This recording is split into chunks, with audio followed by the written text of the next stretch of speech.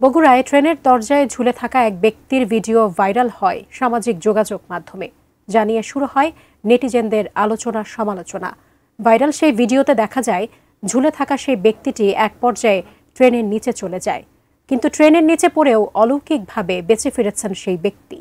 নেটিজেনদের প্রশ্ন, কিভাবে ট্রেনে এমন পরিস্থিতিতে পড়েছিলেন সেই ব্যক্তি, আর কিভাবেই বা প্রাণে বেঁচে ফিরলেন?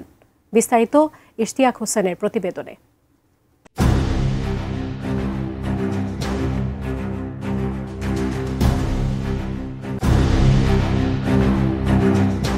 চলন্ত ট্রেন থেকে এক ব্যক্তিকে ফেলে দেওয়ার চেষ্টা এবং সেই ঘটনার ভাইরাল একটি ভিডিও নিয়ে আলোচনার ঝড় উঠেছে দেশজুড়ে। ৩৫ সেকেন্ডের সেই ভাইরাল ভিডিওটিতে দেখা যায় এক ব্যক্তিকে চলন্ত ট্রেনে হাত দিয়ে ধরে ঝুলিয়ে রাখা হয়েছে।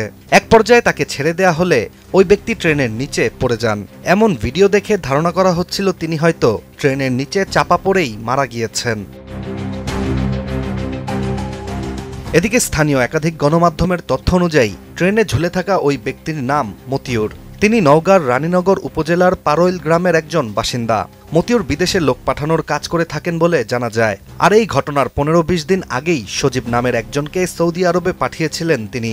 তবে সেখানে বৈধ কাগজপত্র না পাওয়ায় সজীবের পরিবার থেকে মতিউরের উপর এই হামলা করা হয়েছে বলেও ধারণা করা হচ্ছে। অবাক করার বিষয়টি হচ্ছে, ট্রেনের নিচে চাপা পড়ার পরও প্রাণ ফিরে পেয়েছেন মতিউর। জানিয়েছেন ভয়ঙ্কর সেই অভিজ্ঞতার কথাও।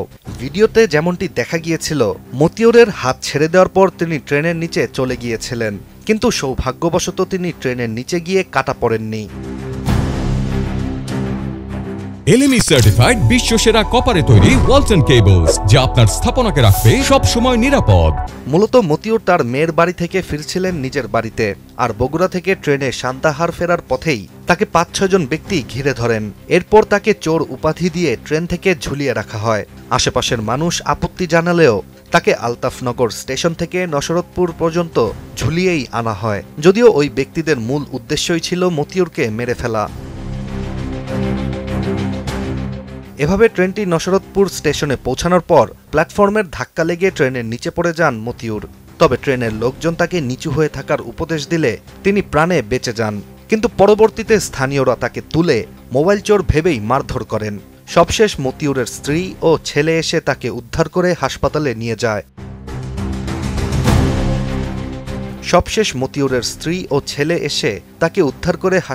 নিয়ে যান।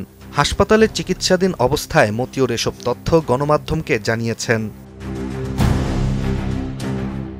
চাঞ্চল্যকর এই ঘটনার পর প্রশাসন অপরাধীদের ধরতে কাজ করছে বলে জানা যায়। এছাড়া এমন ঘটনায় ক্ষোভ প্রকাশ করেছেন সাধারণ মানুষও। আর ট্রেনের মতো নিরাপদ যাতায়াত ব্যবস্থায় এমন